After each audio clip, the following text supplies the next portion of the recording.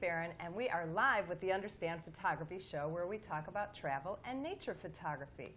Welcome to episode number 12. We're plugging along here every week, every Friday at 4 o'clock Eastern Time. We're recording this live, so we're broadcasting live right now. You can check out our previous episodes on our website, understandphotography.com. Thank you so much for watching. Thank you so much for sharing. If you're watching right now, just click that little share and share it on your Facebook page. We really, really appreciate it. It helps spread the word. If you like what we're doing, it helps us. And so we can keep going, right? Before today's show, I just want to tell you some exciting Understand Photography trips we have coming up in January 26th through the 29th. Joe Fitzpatrick, our lead instructor here at Understand Photography, is leading a trip into the Everglades. And of course, we live here, and Joe is our Everglades expert. It's a trip, an amazing trip. It's got a heavy emphasis on bird photography, and it's a lot of fun. We only have 2 openings left. All of our workshop trips are limited to only 5 photographers so that everybody gets a lot of individual attention, and it's good for all levels of photography photographers for that reason. Then I'm leading a trip, ladies only, to Mount Dora, Florida in February, and then we're having a trip to St. Augustine, Florida in May. Again, go to our website, understandphotography.com, and you can check out all of that stuff. Today, we have a really, really good guest. We're going to talk a little bit about landscape photography, a little bit about marketing, business, all kinds of stuff. Our guest today is Gareth Rockliffe. Welcome. Thank you, Peggy. It's great to be here. Appreciate it. Thank you for being on the show. So now you have to tell me about you. I know a little bit about you, but not a lot. Okay. You have a funny accent. Well, okay. I was going to say that about you, actually. Oh. Yes, originally I'm from England. Okay. I left when I was 30 and moved to the States to do follow a passion. I'd already been a passionate photographer since I was a teenager, but I hadn't turned professional. Okay. And I'd had some success with my landscapes with the Kodak company, who were pushing sort of limited edition prints, and they bought a couple of my prints. And then I started thinking, well, if I'm good enough for the Kodak company, I must have something going on. And it sort of coincided with a trip to America. And while I was here, I came up with the idea of towns in New England with the same name as the towns in England, and I was going to do a photographic comparison. So I literally went back to England, I gave in my notice at the work I was doing, rented out my house, and came to the States and started on the project straight away. Wow. That's such a cool theme, too. Yeah, it was. It was. I'd still love to do it, actually. But back then, it was very, very difficult if you weren't a well-known photographer to get a publishing deal. Okay. So there was no self-publishing back no, then. You're absolutely right. No back desktop. in the olden days. Yeah, no. In fact, my presentation piece was all cut and paste. It was literally, typewritten things stuck on a page and photographs stuck on a page. So it was interesting. So you just kind of ran out of money for that project? I did. Then I got sideswiped because I fell in love with an American, and who was a photographer. Okay. Jan Sodako. It's a brilliant And where were you living? Boston's North Shore, a great little town called Gloucester, Okay. Massachusetts. Oh, yeah. If you ever get a chance, it's fantastic. Yeah? Yeah. In fact, it has a rich history of artistry there. A lot of painters. I've heard of it, but I haven't Singer been there. Sargent. And, yeah. So, okay, so you fell in love with another photographer. That's right. We joined forces. So you joined forces. We joined forces, and Okay. we concentrated then primarily on portraiture with a little bit of wedding photography. Okay. And then I would just do my landscape photography as my, obviously as every photographer does, has a passion, and you have the stuff that pays the mortgage, and then you have the stuff that feeds the soul. You want to do. Oh, feeds the soul. I like that. That's good. Yeah. Now, okay, because I know, I knew about you guys when I first started my business back Right. a long time ago. Yeah, I know. It's frightening, isn't it, how quickly it goes? I know. Anyway, but I thought of you as weddings, portraits, and things like that. Right. And then when I started doing event photography, I noticed that you were all over the Naples Art Association, and you did all this landscape photography. Right. And then since then, that was probably 2009, 2010. Since Absolutely. then, your landscape photography Yeah. business, is, Yes. I guess you would call it, Yes, is yes. just taken off, right? And that was a conscious decision. Okay. And I think we found as digital photography became more established and more people were taking up photography, especially at weekends. I'm sure you found that too.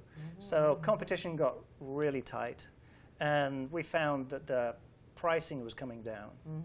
And we saw the writing on the wall, thinking, well, the margins are just going to get narrower and narrower, so we need to do something. And I just said, well, look, I want to start putting my heart and soul into the landscape and start finding markets for it. So we did some exhibitions, we did some work with galleries, and marketed to interior designers, which is a tough group to market to. But okay, so let's back up a little. Okay, so what was one of your first, when you said you made this decision, right, I want to really go all out with my landscape Right. photography. okay. So what were some of the first steps you took? Like you said, okay, we did some exhibitions. What does Right. that mean? Well, I took my work to actually the Sweet Art Gallery down Oh, okay, on Fifth Trade Avenue. Center. Oh, no, they moved, didn't they? That's Didn't right. they used to be on Fifth I Avenue? think they had a shop there for a while. Okay.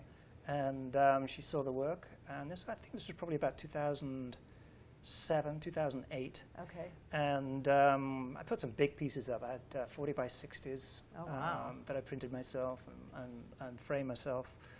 And we pretty much had half the gallery, and it hung for a month. We had a fantastic reception.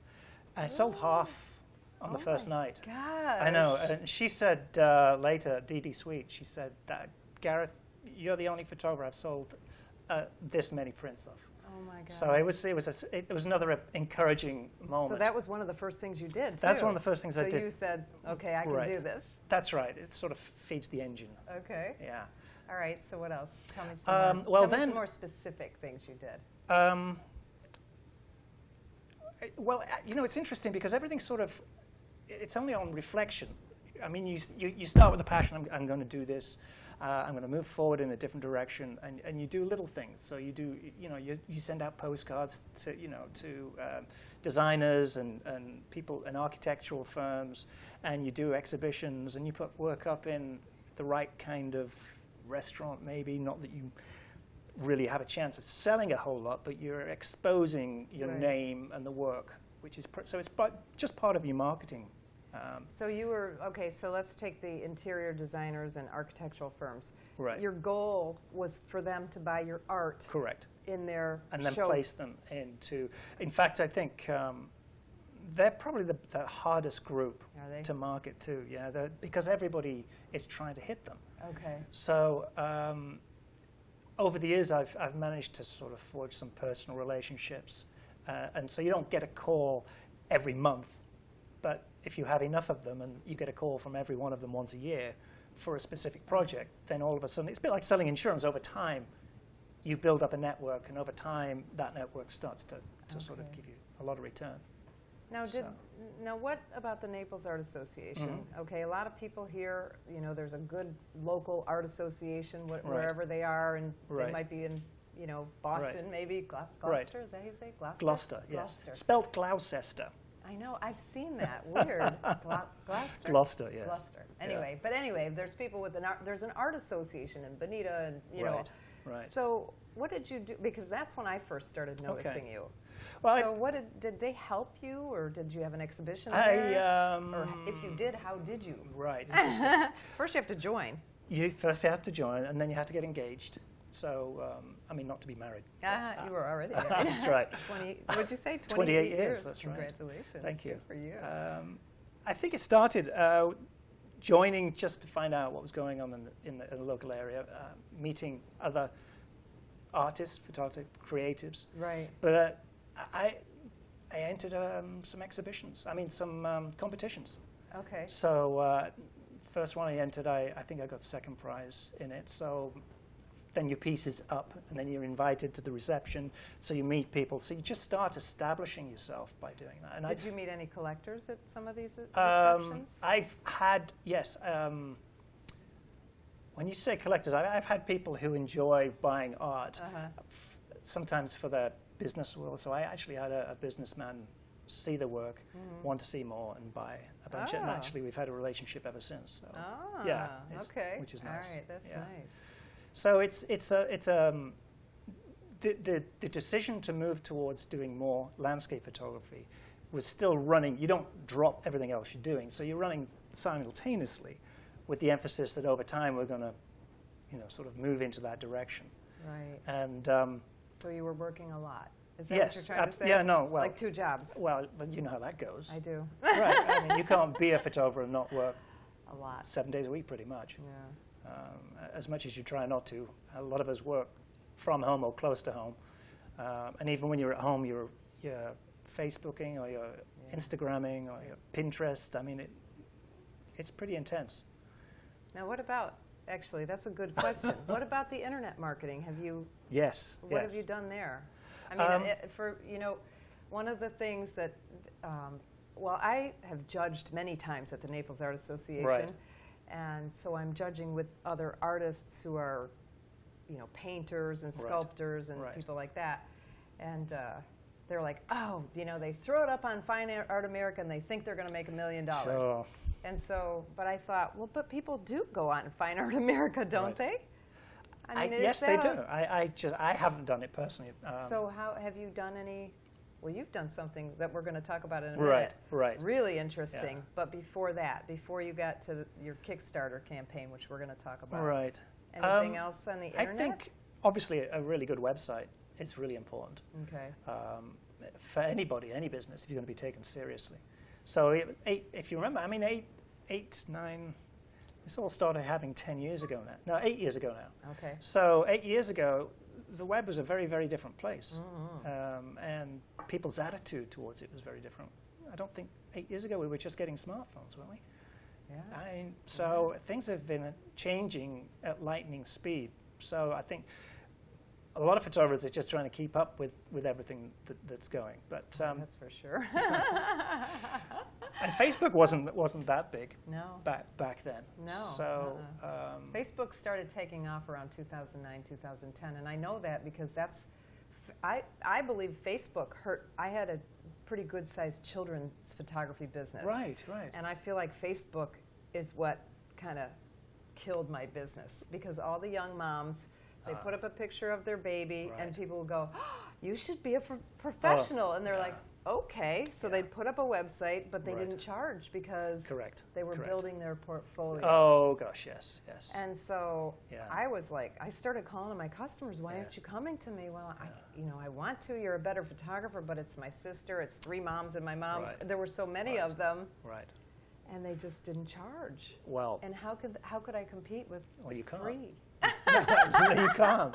So I shifted gears around that time. That's why That's I know. when you started doing your teaching, isn't it? And that's when I started teaching, 2009. So we're all photographers, we're all constantly trying to reinvent ourselves, and because the market's changing, it's all dynamic, and that's a good thing because it does bring out your creativity. It does, and you know what?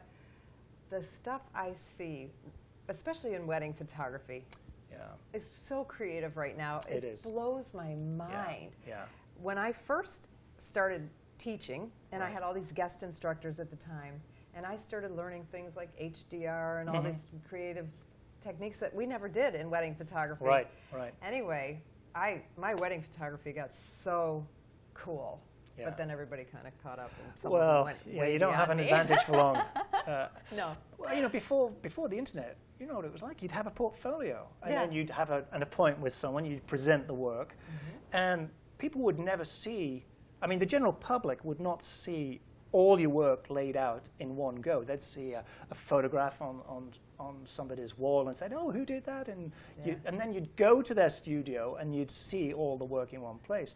Now all your work is on the internet, and within weeks of you putting up new creative work, somebody's copying it or doing something very similar to it.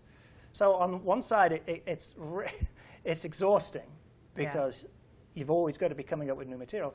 But that's what drives the creativity, and that's what makes you ultimately a better photographer, because you're always moving forward. You're always trying something new. Yeah. But it's exhausting. It is it's hard. exhausting. I know. I remember when we first went digital, and I was really into it. I was one of the first professionals in this area to go digital. And Right. I was like, everybody's calling me, how do I do this in Photoshop? I love Photoshop. And then after about 2 years, I was like, I don't even want to learn anything else. No. I'm so tired of learning. Sure. Yeah. I've recovered, but at the time I was tired of learning. But you do have to become selective, though, don't you? Yeah. Because there is just this, especially software, I don't know, the amount of stuff I've bought over the year, I think, oh, that's going to be great. And you buy it, and I just a lot of times just don't get round to learning it. I bought Topaz 3 different times because I forgot I had it. And it's expensive. Yeah. Yeah. Jeez. All right, so before we get, I'm gonna shift gears because we're talking business, and I'm gonna shift gears. I want a little bit about landscape photography because I love your work. Oh, thank you. Thank you. So good. Thanks. One of the things you do very, very well is a lot of slow, long exposures. Long exposure, dragging the shutter. Did you feel like you had a little bit of a learning curve when you started getting back into it, or not really? Because you had been doing it as a hobby. Yeah, that's right. My landscapes I've been doing since I was 19. Okay. And obviously back then it was all film, but a couple of things that was really interesting. I wish back then I was shooting 35mm when I started, and I had a Contax RTS with a Zeiss lens, and I only had one lens. I had a 24mm. It was all I spent all my money on a 24mm and a Contax RTS, which was a lot of money back then. And I shot Kodachrome 64 slide film because everyone told me if you want the ultimate quality, then slide film is the way to go. Of course, they forgot to tell me it was also the most difficult thing to shoot because you literally have half a stop. You don't have those 2 stops like you have. No, that's right. And the other thing I saw, well, if I want to publish anything, I remember seeing National Geographic, and it really used to bug me when they'd take a beautiful photograph, a landscape, spread across 2 pages, and you had that awful fold in the middle. Yeah. So at that point, I decided I'd shoot all my landscapes, or most of my landscapes, vertically. And I've moved away a little bit of that now, but because everything's on the net now. But back then, all my early stuff was vertical. Really? So that's and I actually started to like the dynamic of that vertical. So then I started concentrating on creating that sharpness from the foreground to the distance. And so if you're shooting slide film, then you really need to start using neutral density filters and certainly graduated filters to sort of try and balance the light out. Okay. So when I started playing around with neutral density filters, I then started finding out I can drag the shutter and get some movement in, maybe a wheat field or in the ocean or in waterfall. And then over time, you look at everybody else's work, and I don't really like the silky look. Like a waterfall where you see all this perfect silk look. I either like it like a mist, or I like trying to capture the energy. So it's something in between the sort of silky look where it looks like someone's drawn lots of hairs, or something frozen. I tend not to do the sort of frozen water droplets everywhere. So I like to try and capture that tumbling energy of water. So what is that? Like, is that a certain shutter speed, or? Well, it depends. It's time? different all the time depending on the speed of the movement. And how do you know? Do you just experiment while you're out there? Well, it's a lot easier now than it used to be. Because you can see. Right, with film, it was sort of, cost me a lot of money on film. Imagine, right? Yeah. Back in the day, but now it's beautiful, and with HDR, the techniques change a little bit. But so tell me about a typical. All right, I'm going to go out and take some pictures tomorrow. Okay. Or the next day or whatever. All right. Do you put a lot of planning into what you're doing? I know you're doing. We're going to talk about your theme, the Great American Coastline. Right. But before that. Right. I'm putting that. I'm holding back till 4:30 on that. Okay. What were you shooting before you got into this theme? Was it just general landscapes around? Florida, it's interesting you should say that because my brother, who was a big inspiration on my he is a photographer, and he's 2.5 years older than me. He loves to take the credit. He says, Gareth, I taught you everything you know. And he likes to introduce me. He'll introduce me to someone and say, oh, this is my brother. I taught him everything he knows. And it's like this ongoing, but he did teach me an awful lot, actually. And over time, people have often said, as I started out, your work all looks the same, Gareth. And early on, I was thinking that's not a good thing. But of course, over time, that's where your look, your style, your stamp comes from. And it just comes from doing the same approach over and over again, learning the technique, getting the technique down, and then taking that technique and trying it in other scenarios. So I have always been drawn to the ocean and water. Yeah. And coming from England, I like big billowing storm clouds. Okay. Sort of. We have a lot of good ones here. I know, especially in the summer. In the summer, sure. And so I'm, the days when there's a storm coming in or it's overcast and billowing clouds, I'm usually out shooting in that time. And as you walk around, as you move around an area, you sort of mental notes of what's going to be a good location or at the right time, because time's the big thing. Do you plan? I mean, for me, I'm making a living teaching, doing event photography, portraits, wedding photography, executive portraits. Right. Okay. But I love to get out in nature. In nature, sure. But it's so hard for me. So I have to, let's see, next month I can get out on Tuesday, December 19th or something, Yeah. I mean, was it like that for you? But you made a conscious decision. I'm going to do my landscape photography. So did you say, okay, I'm going to go out every Monday, Tuesday, and Thursday? Or? I just can't work that way. That's not your personality. No, but I'd love to shoot in the mornings if I can, because there's fewer people around, and I love the light in the morning. So if you're up at 5 o'clock, you can be shooting for an hour and get home, have breakfast, and still start your day. So it's really not that So it's not big an a deal. all-day thing for you. You No, just kind of go out and unless back. you have a particular project or the location's a long way away. But I've been able to, and I'm not the sort of photographer that's out shooting every day. Light's got to be right, mood's got to be right, and when you just feel it. Yeah. I think you just feel when you want to go out and you do it. I think there's a tug. Yeah. For me, I have to schedule it. Do you? Oh, okay. Yeah. There's no tug. Yeah. I'd love to, but it's like, but I have an appointment at 8:30. No. I think self-assignments are really, really important. So do you do that, or did you do that? I've always done. Yeah, I've always done it. So for me, a self-assignment is usually a technique that I've seen, and I'll say, oh gosh, that's really cool. How do you do that? And you learn how you do it, and you think, well, wow, why would I like to do that? And then you decide where you want to do it, and then when you get the opportunity, you just go there and you practice that technique. So give me a specific technique. The people who watch this show, they want to learn about photography. Okay. Okay. So what are some of the different things that you... I like to play around with cinemagraphs. Okay. Which is a high-quality animated GIF. So you would you'd set up your shot for a still. Okay. You'd take a video, and then you can do it actually with a piece of software now. Does it like that called Flixer? I don't know anything about that. How do you spell that? Flixer, I believe. Okay. I think it's called Cinemagraph Pro. Okay.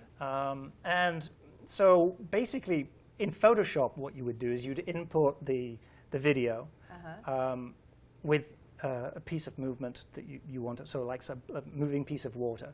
And then you'd take a still frame of that scene. Okay. And then you basically just erase a small area. So you have a still frame with just a small area that's moving. And it's just and it's easy to make it look cheesy. Yeah. What's that called? It's called a cinemagraph. I didn't know what that was. So I like to play with those. Okay. And that's something you really do have to practice, because it can look, like I say, cheesy if you're not careful. Oh my gosh. So that's I gotta been go fun. look at. Do you have stuff like that on your website? Actually on the portrait side, we've done a few for what's commercial. that website? That would be Soderquist Photography. That's .com. .com. Yes. And how do you spell Soderquist? SODERQUIST. Soderquistphotography.com. Yeah. And we can see. Soderquistphoto.com. Okay. Whoops. Soderquistphoto.com. Yes. And you can see some of this Yeah. cinemagraph. Yeah, in the commercial section. in the commercial section. Yeah. That sounds cool. It is cool. It is cool. All right, so what's something else? This is cool. What else you got? So what else you got? well, obviously, if you do landscaping, then landscape photography, then the most important accessory is going to be your tripod. So then the experimenting becomes around shutter speeds. So what effect am I going to get with this shutter speed, and what effect am I going to get with that shutter speed? Finding out what it is you like, and then looking for locations where you can practice that. Okay. So that comes back to what I was saying earlier about how you want the movement in the water. What is it? What's the emotion you're trying to get behind it? Right. And that sort of ethereal cloud look where people say, "Oh, is that fog?" And you say, "Good grief, no, that's water." Oh, it sounded better with an English accent too. Yeah. So if you're going to use slow shutter speed, then obviously you need a cable release so there's no shaking of the camera.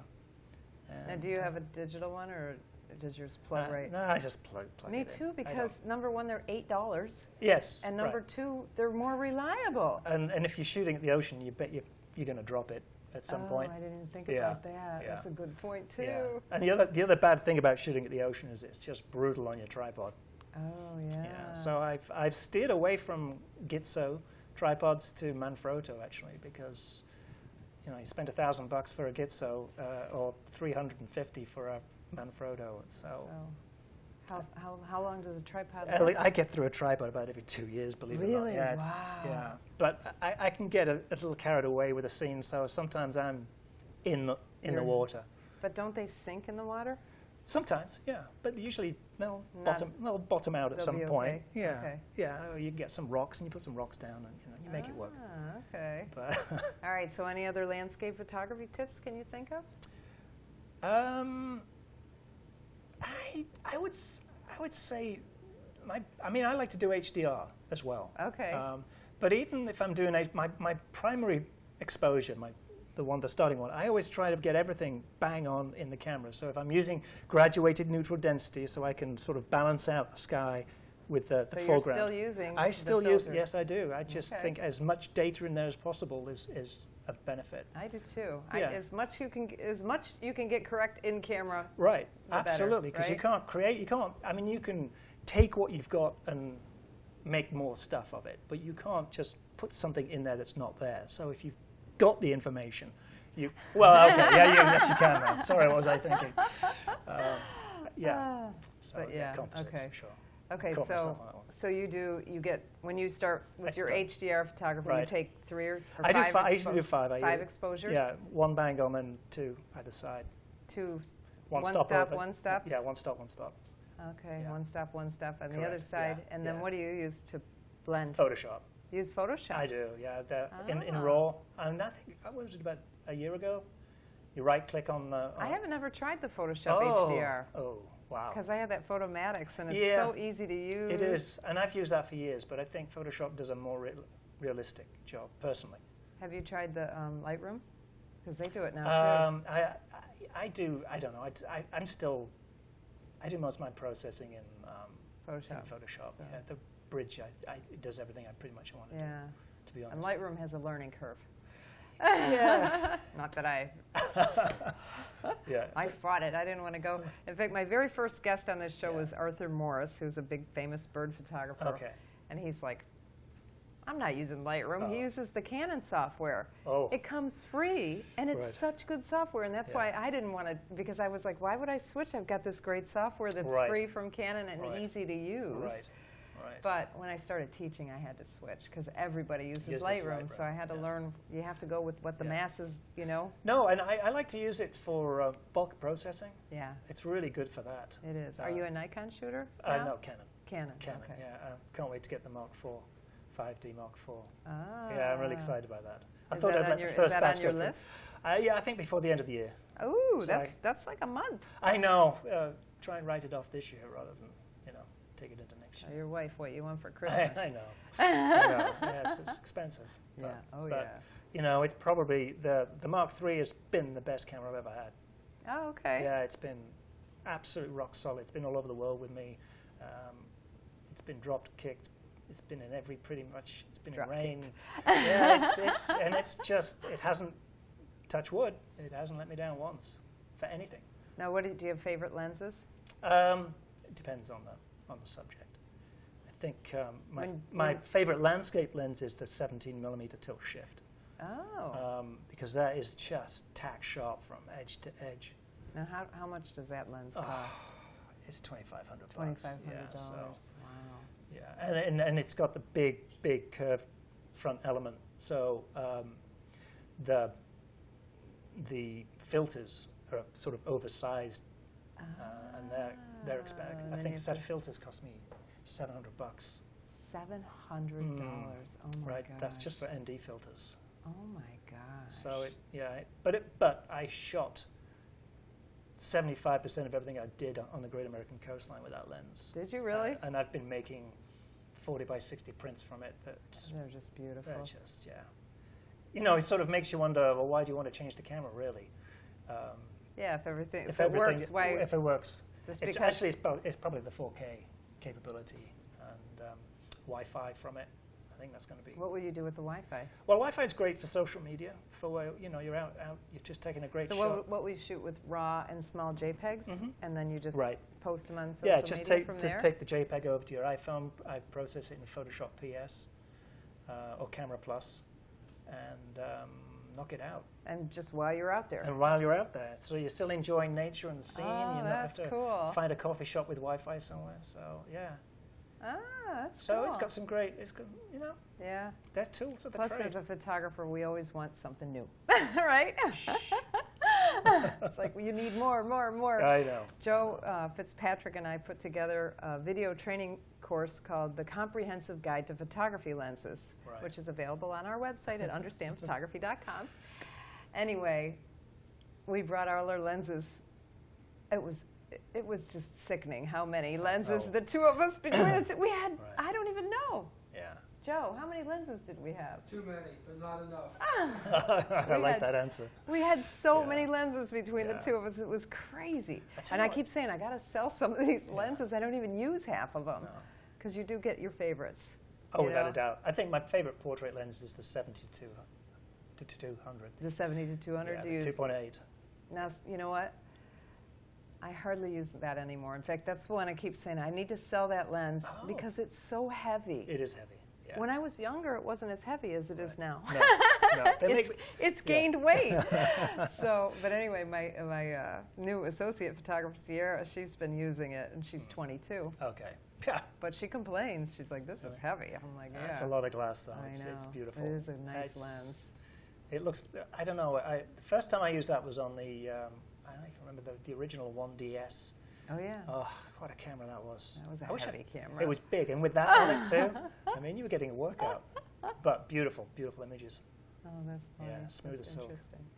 All right, so time to talk about the Great American Coastline. Now, first of all, how did you come up with the idea? Right.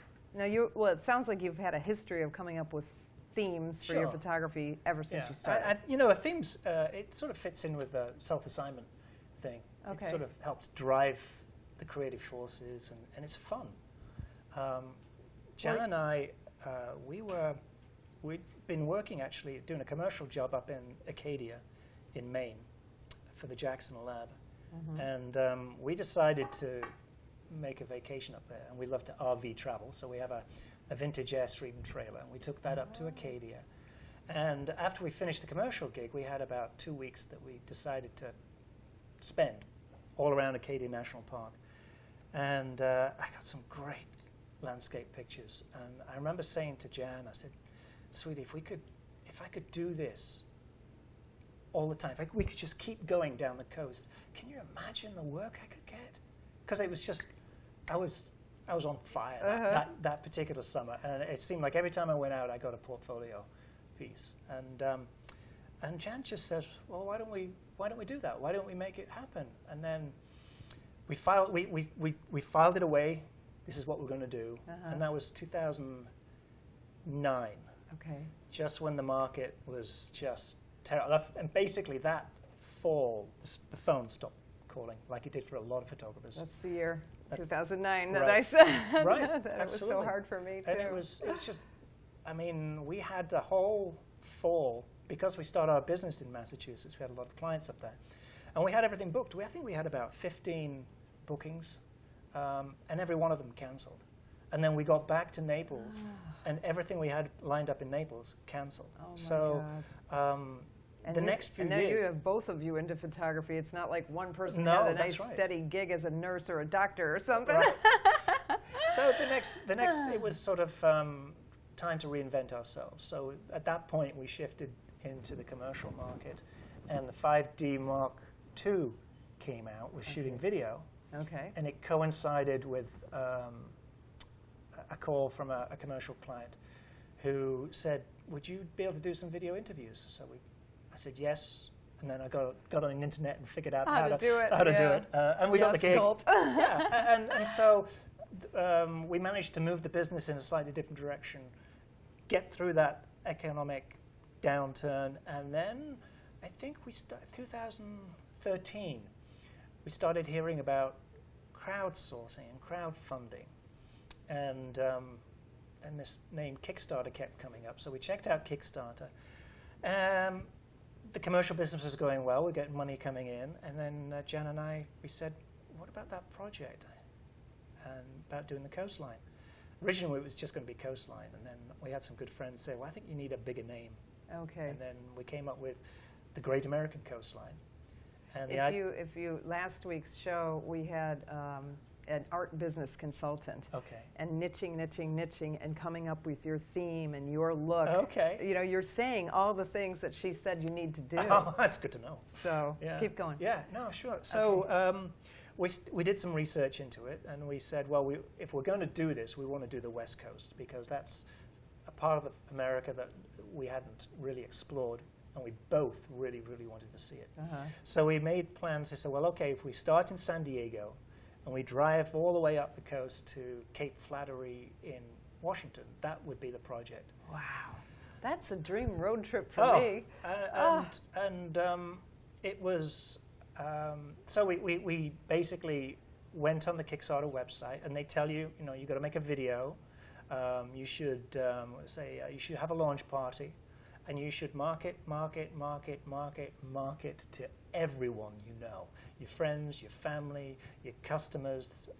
Well, everyone. I mean, I know I was getting I don't remember where, but yeah, no, if it was email or Facebook. It was or everything. Everything. It was everything, and we followed their advice. We had a great launch party. What did you do for a launch party? We had some friends who have a small, intimate venue in their home, which they opened up to us, and we had about 60 people, existing clients and friends, and we asked our friends to bring friends who might be interested. Okay. And I had some landscapes up that people could buy that night, and then we had a couple of laptops out, so we actually launched the campaign that night on Kickstarter. Okay. So the laptops were all ready to go. People could actually put a bid in Ah. right there and then, and we had people who, with each laptop, who would help people go through the process. And I think we were asking for 20,000. Originally, we did the numbers, and we wanted 40. Okay. But we just didn't think we could possibly raise 40 for something that we'd never done before. Right.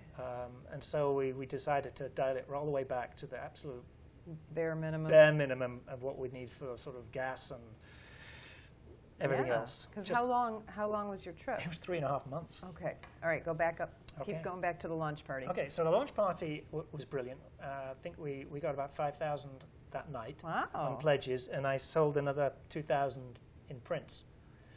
So we were very, very encouraged. Yeah. And then Now, in the Kickstarter, you give away things, right? correct. And so here we have things that you gave away. That's right. So we had So how did you came up with all these ideas ahead of time? Correct. So you had to have a pretty tight marketing plan. Right, absolutely. Okay. And Kickstarter was really great at helping you do that. And then you look at other campaigns, well, the successful ones. So you look at the ones who hit their target. Because I think on the research my wife Jan did, she was saying that 80% of Kickstarter campaigns fail to raise their minimum or whatever. their budget, their target. And if you don't reach your target, you don't get any of the money. Oh. Right. So you can be working really hard. So that's for a one month. reason to go at the minimum. Correct. Because you can always get more money. Right, hopefully. Well, yes. yeah. Yeah. So 80%. it's a yeah. lot. Well, I thi- I know sometimes I get Kickstarter things that I think, come Yeah, on, just I get a know. job. You know what I mean? yeah. But this is something you can't get a job because you can't. This would be your job for 3.5 months. That's right. No, So- that's right. So and people like to support Art. dreams. Yeah. This was absolutely a dream of mine, and you know, my wife was just awesome. She stood right behind me. She said, "You really want this? Let's make this happen." And she was driving the marketing and all the reward levels that we did. It was all, she figured it all out and did comparisons with other websites. Now, does she do any landscape photography? Not landscape, although she has done some in a different style for me, which is really encouraging. But she's very much a people show. So she did a lot of the road portraits that sort of cropped up. I'll tell you a little bit about that okay. a little bit down the road. All right, so launch party went so well. launch party went well.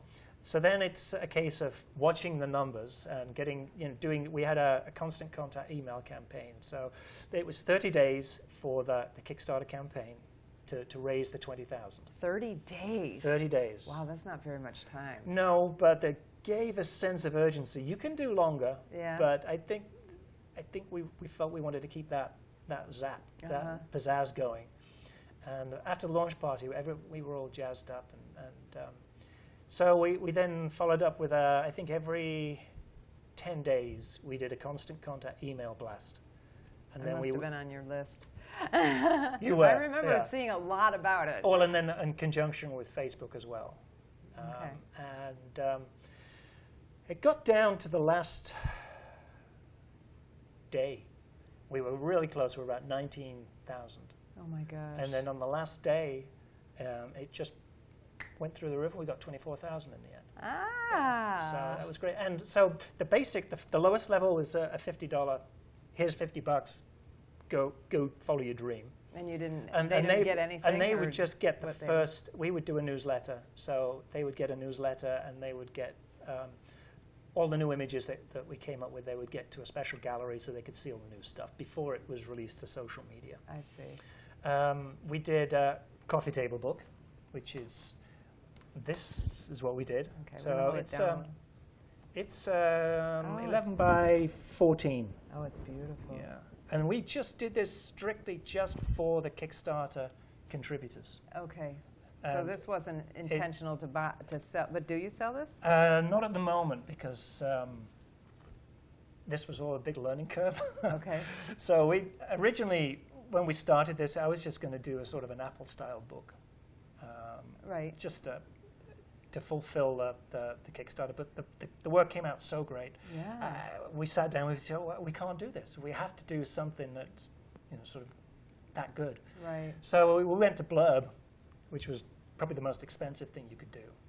And each one came out very, very expensive, but we just felt it was so representative of what we wanted to do that we did it. And everyone loved it. And we made the money basically on the other rewards. Okay. So this was the most, we didn't make any money on this at all. Okay. The other thing we did on the journey was we shot video as well and time lapse.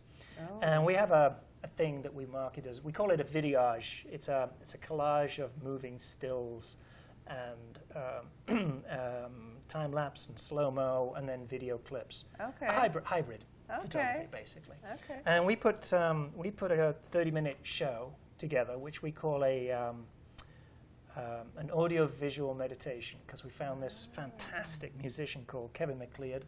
Okay. And he writes soundtracks for movies and for TV shows. And he will let you use his work for a minimal fee. Just give him a credit at the end.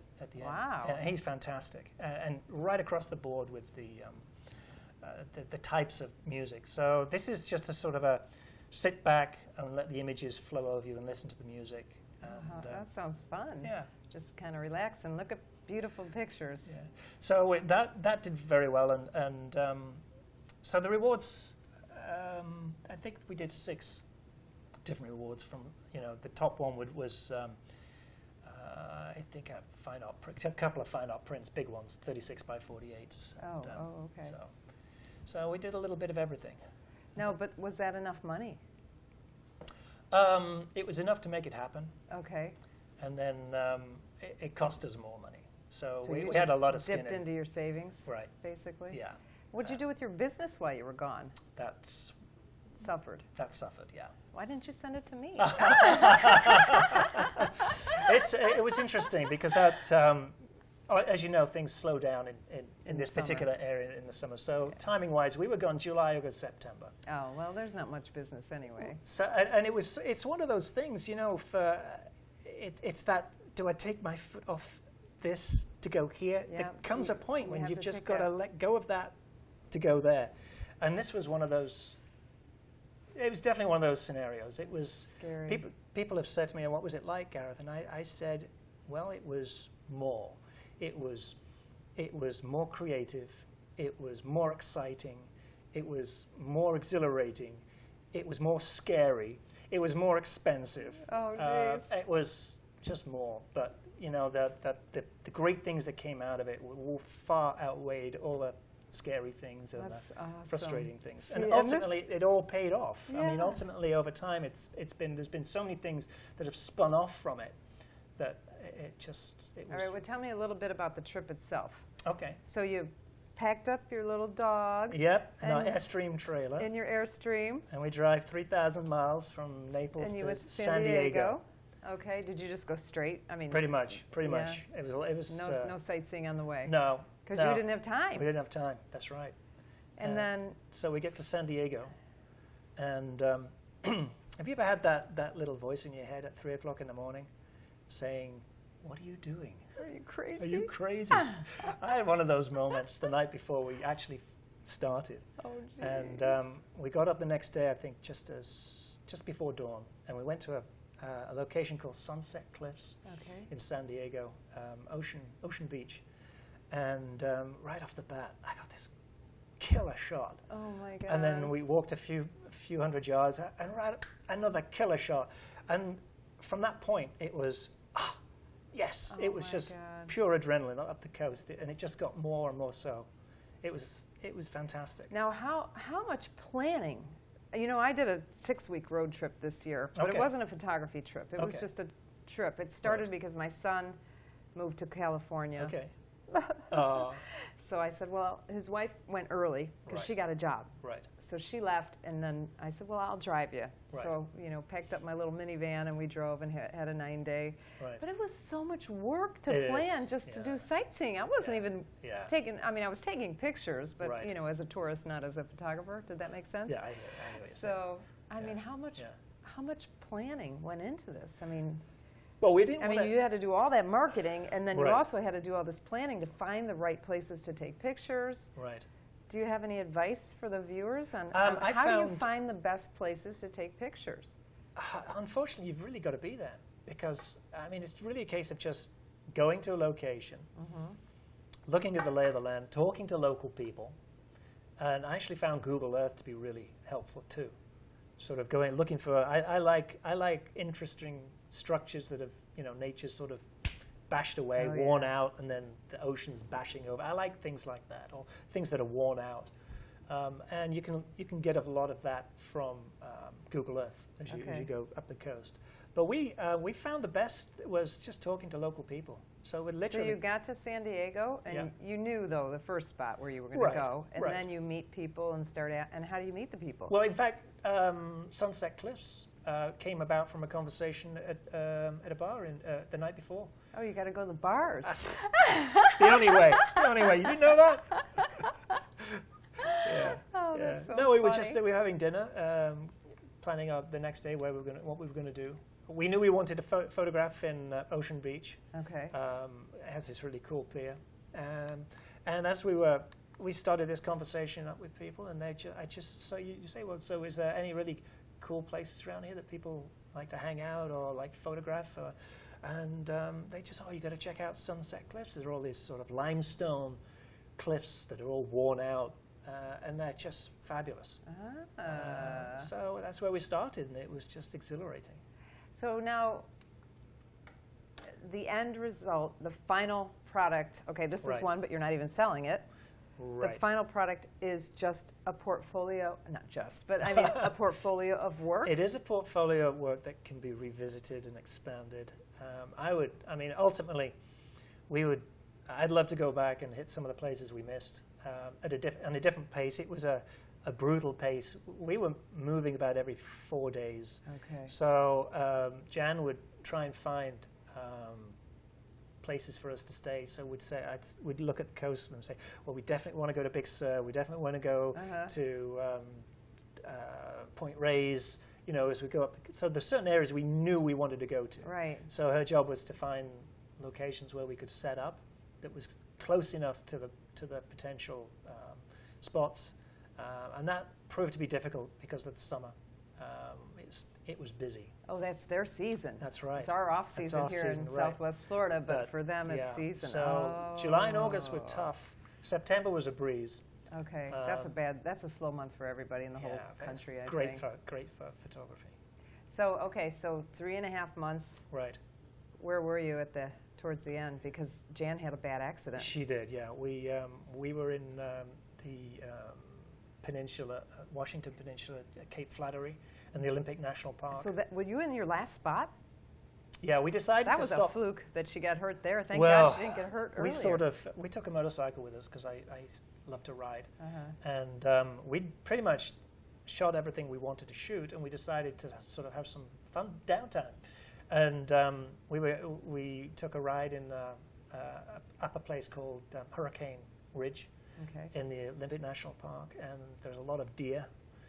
And we were coming back down the mountain, and it was getting later in the day, and a lot of moisture was on the roads. And we were coming around a corner, and the deer popped up, hit the brake, and the bike just slipped away and came down on her leg. Oh. Fortunately, we didn't hit a deer. If we'd hit a deer, it would have been a different story. But so then everything changed. Then it was this. But you were pretty much done with your project. Oh, yeah. thank God I for know. that. If that had happened the first day, and you got all this money from Kickstarter people, it would have been a nightmare. Okay, so you had to. What happened? Well, she went to the hospital. She went to the hospital. They put a splint on her leg, and then we got her into a hotel, stabilized things. Found a flight out of Seattle direct to Fort Lauderdale on Alaska Air. Got her on the Friday flight. They only went once a week, unfortunately. So we had to wait for that flight. Got her down there. We had everyone rallied around in Naples. We had someone go to Fort Lauderdale, pick her up, bring her home, and then all her girlfriends would cycle 6 hours, to take care of her. And then I drove from. You had to drive all the way by yourself. No, I had Lily, our dog. Our dog. Thank God. She's awesome. She's a story in herself, actually. But we did it 3,400 miles in 6 days to get back. Oh, that had to be a little bit of grueling drive for you. It was interesting. And then you were worried about your wife too. Sure, but we're on the phone all the time. So now. Okay, so that was your first leg, right? And you just did a second leg. Well, did you? What was it? We did it? a little bit of the second leg. So, having done the West Coast, we realized. And when was that? That was 2014. Okay. So 2015 was Jen's recuperation. Yeah, I remember seeing her walk around with a cane. There was no way we could set up a whole new thing. 2016, we decided we would just take a chunk out of the East Coast. When we didn't do a Kickstarter campaign. We just decided to grab some materials. So we went to New England. We decided to do most of the New England coastline. Okay. Because what happened, we had a major exhibition of this work last year at the Von Liebig Art Gallery in Naples. And I had the main gallery for 6 weeks. It was we had 400, 500 people on the first night. Oh my gosh. It was brilliant. It was brilliant. Oh yeah, I sent a photographer to cover it for the newspaper. That's right. I saw the pictures. So I sold some pieces through there. But what was really great was a client who had bought my landscapes in the past came to the show and said, "What are you doing in 2016?" And I said, "Well, we're going to do a little bit of the East Coast." He said, "Would you be interested in going to Prince Edward Island and shooting there for me?" So we, like a nanosecond, said absolutely. So he basically paid us for 2 weeks to go to Prince Edward Island. and then agreed to buy a bunch of work. Oh my gosh. So that pretty much. That's exciting. So that became the focal point of this summer because I didn't want to pass that up. And then around that, we spent our time in Maine, New Hampshire, Rhode Island, and Massachusetts. So are you going to finish the whole So East Coast is one project? 2017. It's just going to be in chunks. I think we're going to try and do it all in 2017. Okay. So we'll do a Kickstarter campaign. Again. And over the winter, we'll do Florida. So I'll get that out of the way. So then the trip in 2017 will be from Georgia up to probably Connecticut. Wow. So it's going to be at least 3 months. So you're living your dream. I live in the dream. That is so Yeah, cool. I yeah. love that. Yeah, Oh my it's been- gosh. Because so many people want to live this dream, but boy, you had to take that leap of faith. It is, and it is. At some point, you've got to just simply do it. And I understand how scary that can be sometimes. But I'm kind of there right Yeah. now. well, and you never know what comes of it. I mean, we had a whole side project just popped up out of the blue called Road Portraits. Oh, that's right. Tell me about that. Well, it happened literally on the second day. I was taking some pictures. Jan was making some posts on Facebook. I think she was in the van, and it was only about a quarter of a mile walk back, but I had all my gear with me. So I got a 15 grand's worth of equipment on my back, and I'm walking back, and there's this black Ram cargo van, all matte black, with bull horns on the front, and Oh there's my a guy gosh. leaning against it, tattoos all over his body, long hair, about 28, with his arms crossed, just looking at me. And I was thinking, oh, this is California. This guy's going to shoot me right in. So I gave him a big smile and said, hi, how's it going? And he lit up and started chatting to me, and we had this fantastic conversation. He had said he just turned his life around. He read a book called The Four Agreements by Don Miguel Ruiz. Okay. And he said he now lives his life by the Four Agreements. And so I said, so that's your new philosophy of life, is it? And he said, yeah. So I said, that's interesting. And it sort of, one of the sponsors we had for our Great American Coastline was a new app called Pick Mobile, Okay. which is, it's kind of an Instagram for grown-ups. Okay. So it allows you to post a story, and you can add to it, and ongoing, you can search for it easily. So it's a really great way of laying out a series of photographs so that you can come back to it, have friends contribute to it, and it doesn't sort of go away. So we were populating the website with our Great American Coastline. Okay. So we thought, this is going to be great. As we meet people, we'll do these road portraits, and then we'll get their philosophy of life.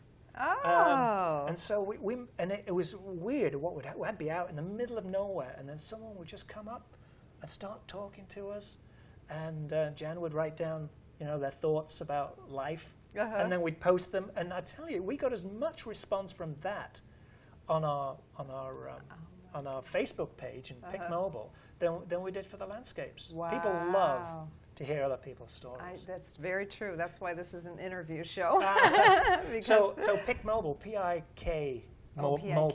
P-I-K Mobile. It's a free app. And is that, you get that in the App Store? You get it on the App Store. It's an iPhone only iPhone at the moment. Okay.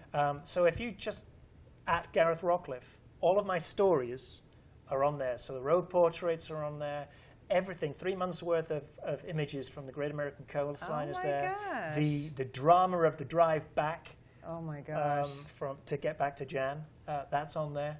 So it's really cool. It's a fun app. Okay, It's we'll have that in the show notes on understandphotography.com. Cool. Okay, Yeah. so what's next? Next is trying to prepare for the East Coast. Oh yeah. And looking at equipment, the one thing I've been playing with over the last 12 months is drones. So I bought into the solo drone that uses the Hero 3-4 cameras. So I shot a bunch up in Prince Edward Island and New England with that.